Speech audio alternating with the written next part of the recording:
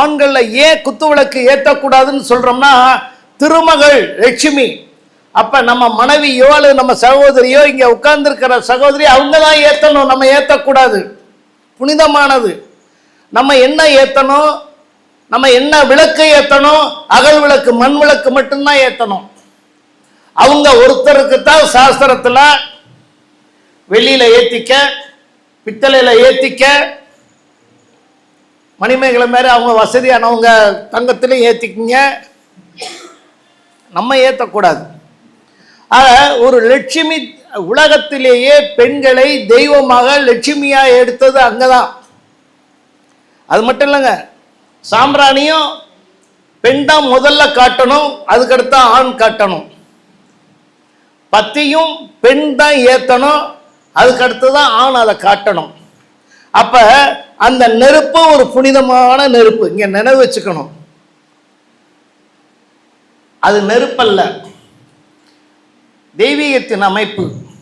அதாவது என்னன்னு கேட்டிங்கன்னா, ஒரு சின்ன கருத்து, நீங்கள் பொறுத்தலாம் தவறு வராது.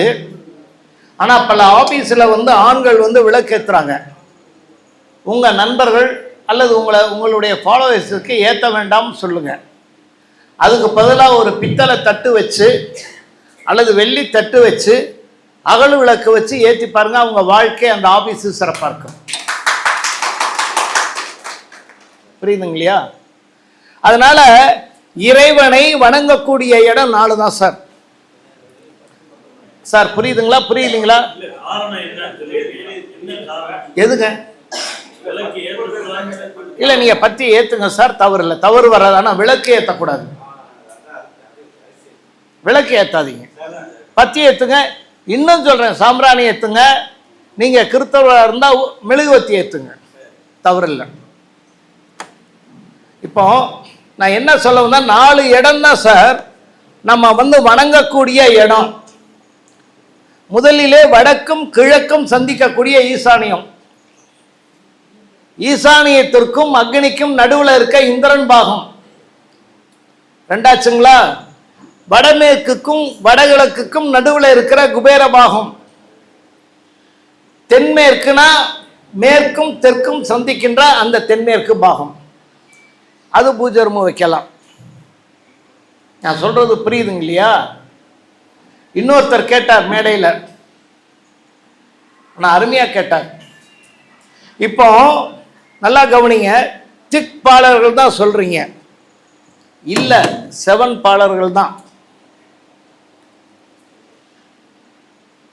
தென்மேற்கு திக்பாலர் இல்லை, அதை அதை ஏங்கிறத சொல்ல வர்றேன். அப்ப இன்னொரு விஷயம் வச்சுக்கோங்க, விஸ்வகர்மாவினுடைய நூல் பிரபலியமாகாமல் இருந்ததற்கு ஒரு காரணம், அந்த தேவலோக அசுரகுரு ஆட்சி முடியுது.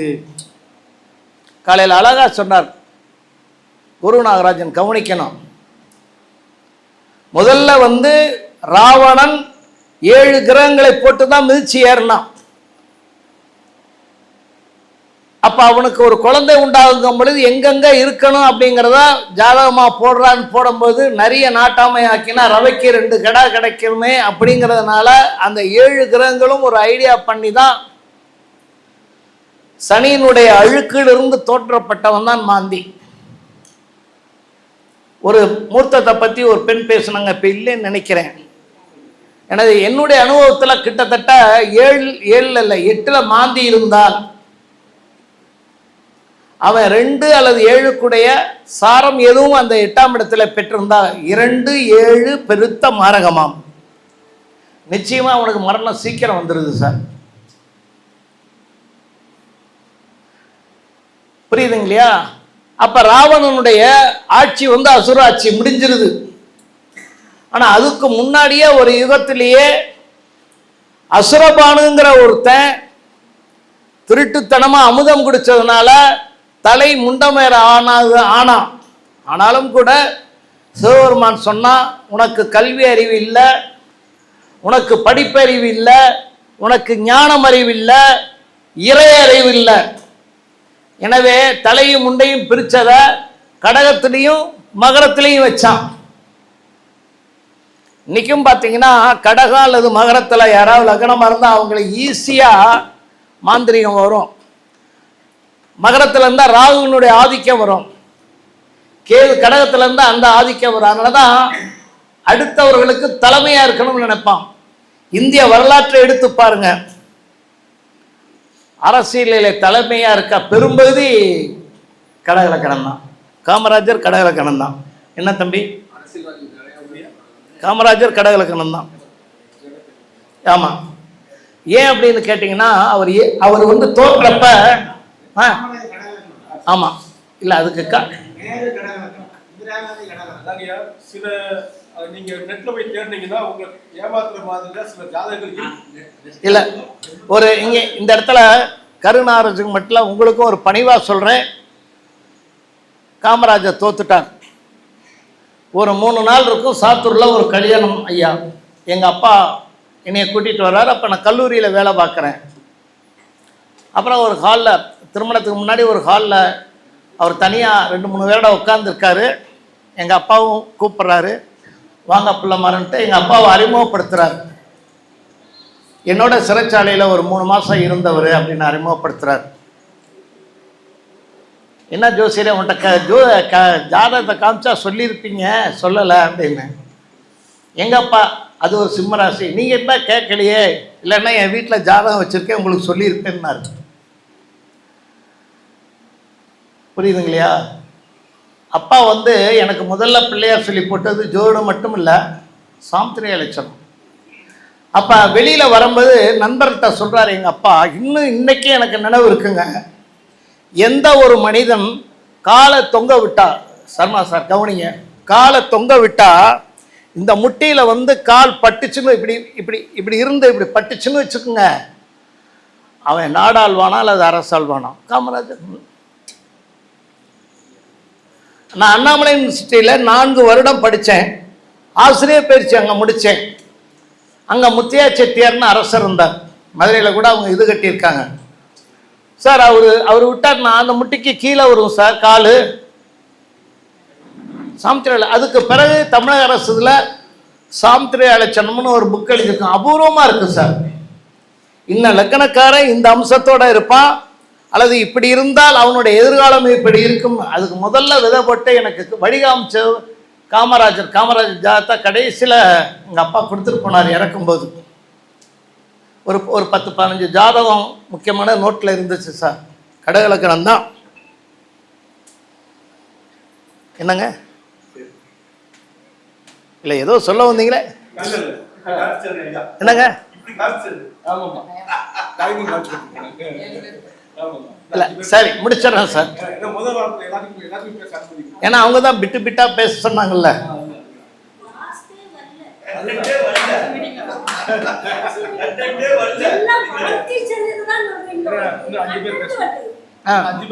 முடிச்சிருந்தா, அதாவது நீங்க சரியா கவனிச்சீங்கன்னா எந்த அபூர்வமான செய்தியை சொல்லியிருக்கேங்கிறது உங்களுக்கு தெரியும்.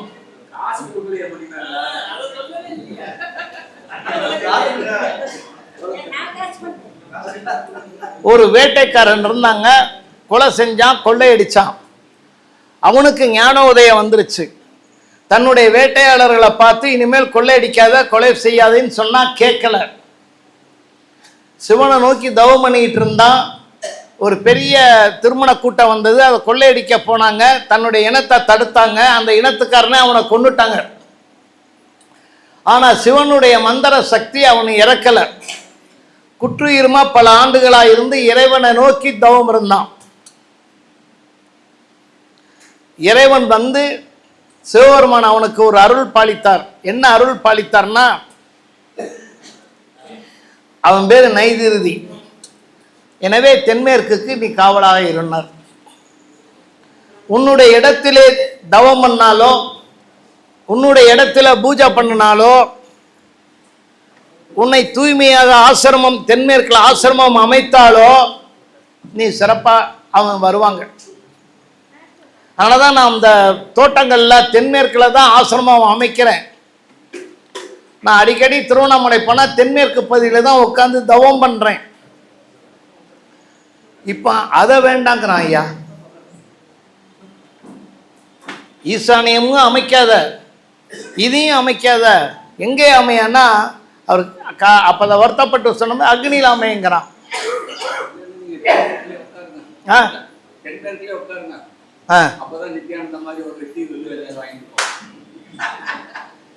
சார், மற்றவங்க பேசணும்னா நான் பேசாமல் இருப்பேன். நீங்கள் படித்தவர் இருமா, ஒரு பல்கலைக்கழகத்தில் இருந்தவர், ஒரு மனிதனுக்கு போத்தார் சைடு இருக்கும். ஆனால் அவனுடைய நூல்கள்லாம் படித்து பாருங்க, இந்த 20ஆம் நூற்றாண்டினுடைய ஞான சக்தி அவனுக்கு இருக்குது. அது மட்டும் இல்லை நண்பர்களே, திருவண்ணாமலையில் 3 நேரமும் சாப்பாடுமா. திருவண்ணாமலையில் 3 நேரமும், அதுவும் அறுசுவை உணவு.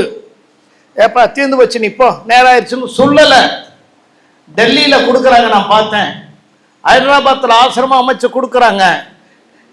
நித்யானந்தத்தை கிண்டல் பண்ற நீ ஒரு ஆளுக்கு கொடுத்துருக்கியா? நான் கேட்குற கேள்விக்கு பதில்.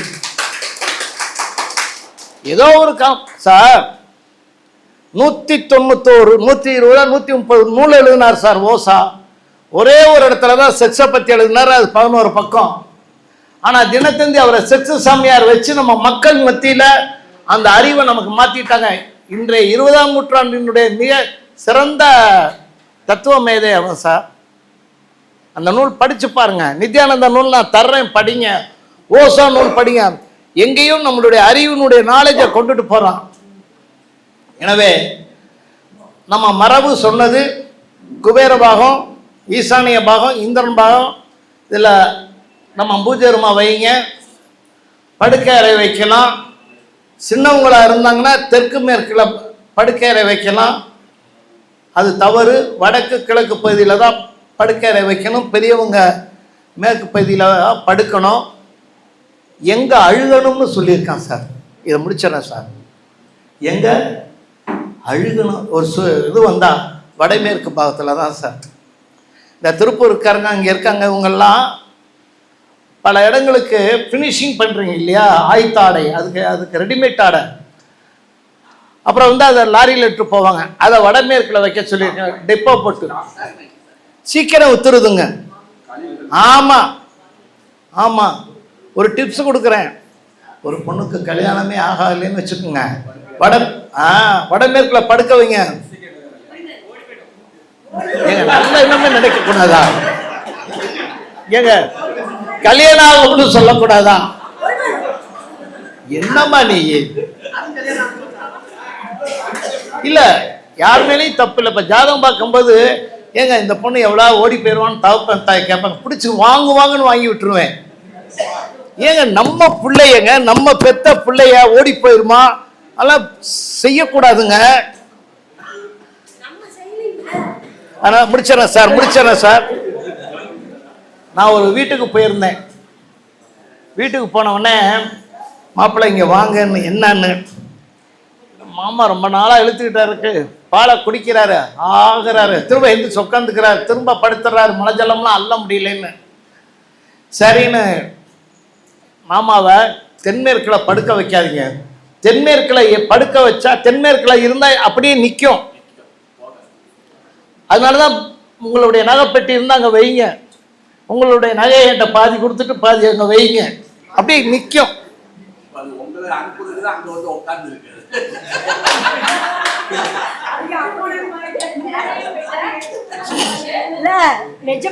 விழுந்துடாதுமா.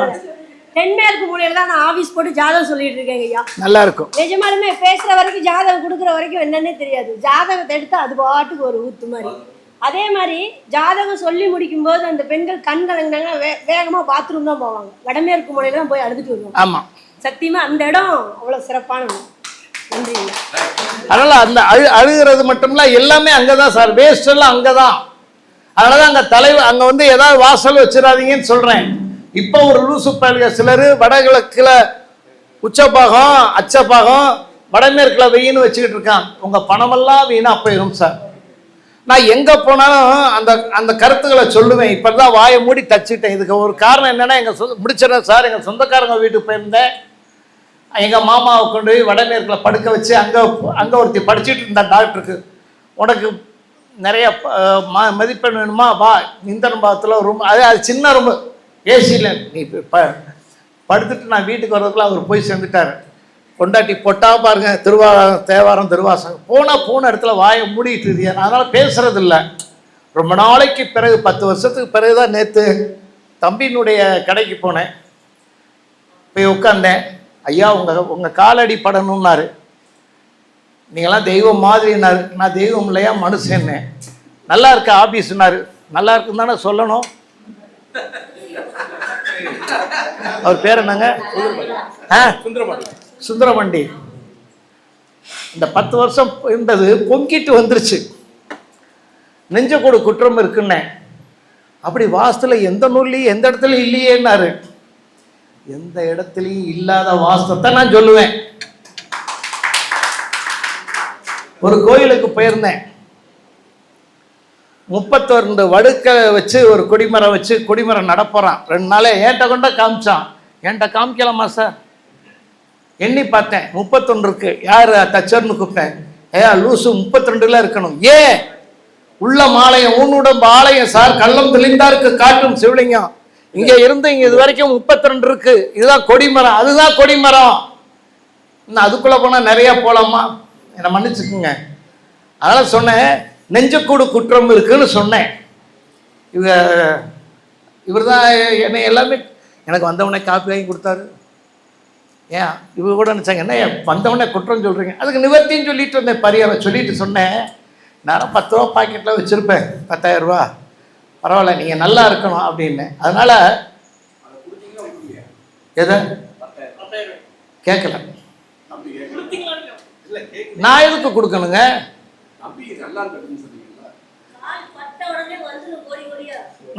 இப்போ அவர் செய்ய போறாரு. இன்னைக்கு சொல்றேன் சார், இந்த மேடையில் சொல்றேன். நான் சொல்றேன் நெஞ்சக்கூடு குற்றம்னா என்ன, அது யாருக்குமே இங்க இருக்க வாஸ்துக்காரங்களுக்கு யாராவது சொல்லுங்க சார்.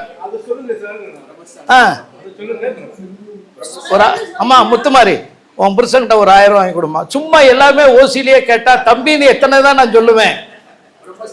இல்ல நாங்க பெரியவங்களை கூப்பிடுறதே பேச கூப்பிடுறதே நீங்க எங்களுக்கு 4 கருத்தை சொல்லுவீங்கிறது. நீ என் பக்கத்துல வந்து என்னத்தை சொல்றது? சரி சொல்லி முடிச்சிடுறேன். சரி சரி இல்ல இல்ல இல்ல முடிச்சிடறேன். அதாவதுப்பா இல்லப்பா, இது வாயில். வாயில்னு ஏன் வச்சான்னா எஞ்சான் உடம்புக்கு வாயில் தான் பிரதானம். அப்ப கண்ணெல்லாம் கேட்டுறாதப்பா, கண்ணு முக்கியம்தான். இந்த வாயில்லைங்க பவளக்கண்ணை 1 மில்லிமீட்டர் கொனிருச்சுன்னு வச்சுங்க ஏதோ ஒரு நோயில, அந்த கொன்னவாய் ஜோசியரம்மா. அது போல இந்த வாயில் சரியா வைக்கணும். வாயில்னா வாசல்மா. அப்ப அந்த வாயில நுழையும்போது இப்ப அதுக்கு கொஞ்சம் வேலை இல்லை. 1965 பிறகு சென்ட்ரிங் போடுறோம், முந்தைய கட்டையை போடுவோம். புரியுதாப்பா? அப்ப கட்டை போடும்போது இந்த எங்க வாயில் வச்சாலும் இந்த வாயிலுக்கு நேராக தான் கட்டை வரணும். இப்படி குறுக்கால எலும்பு வந்தா இது நெஞ்சுக்கூடு குற்றம். இப்ப இங்க இருந்து வர்றேன்னு வச்சுக்கப்பா, இங்க இந்த நெஞ்சுக்கூடு இப்படி இருக்குன்னு வச்சுங்க, நெஞ்சுக்கூடு குற்றம். இங்கிட்டு இருந்து வர்றேன்னு வச்சுக்க, இப்படி கட்டை இருந்தா குற்றம். இங்கிட்டு இருந்து வர்றேன்னு வச்சுக்க, அப்ப இங்கிட்டு இருந்து வர்றேன்னா இப்படி வரணும். நீ இங்கிட்டு இருந்து வர்றேன்னு வச்சுக்கப்பா மீனாட்சி, அப்ப இப்படி வரக்கூடாது, இப்படி வரணும். அப்ப அந்த இடத்துல நிம்மதி இருக்காது. வருமானம் வந்தாலும் கடன் வரும், குடும்பத்தில் அமைதி இருக்காது. நேற்று சொன்ன என்ன செய்யணும்னாங்க, அதுக்கு சொல்லியிருக்கேன். அது எப்படி அடிக்கணும் நீங்க ஒரு 500 ரூபா கொடுத்தா சொல்றேன். சார் எனக்கு பணம் தான் சார் வேணும். ஆமா, ஏன்னா மாதம் 2வது ஞாயிற்றுக்கிழமை இலவசமா யார்ட்டையுமே ஏந்தாம நான் ஒரு வகுப்பு நடத்துறேன். எல்லாரையும் கூப்பிடுறேன். அப்ப போடக்கு நான் பார்க்கிறாரு, ஏயா என்னைய கூப்பிடல, ஒவ்வொருத்தரையா கூப்பிடுவேன். ஏன் என்னடாம்மா சொல்லிடுறோம்மா, சரி என்று சொல்லி நான் இன்னும் நிறைய சொல்லுவேன். நன்றி வணக்கம். என்னப்பா என்னங்க? ஆமா ஆமா, ஒண்ணே காலையில ஒருத்தர் கேட்டார், வந்து உட்கார்ந்தவனே என்கிட்ட வந்து ஒருத்தர் இங்கே உட்கார்ந்துருக்காரு. நான் ஒரு பெரிய படம் வாசு பகவான் படம் வச்சு தினமும் ஜெபம் பண்ணுறேன்னு அதை தூக்கி வெளியில் எரியலைன்னா மடத்தில் தூக்கி கொடுத்துருன்னு சொல்லியிருக்கேன். ஏங்கிறத சந்தர்ப்பம் வரும்போது அடுத்த மீட்டிங்கில் சொல்கிறேன். வணக்கம்.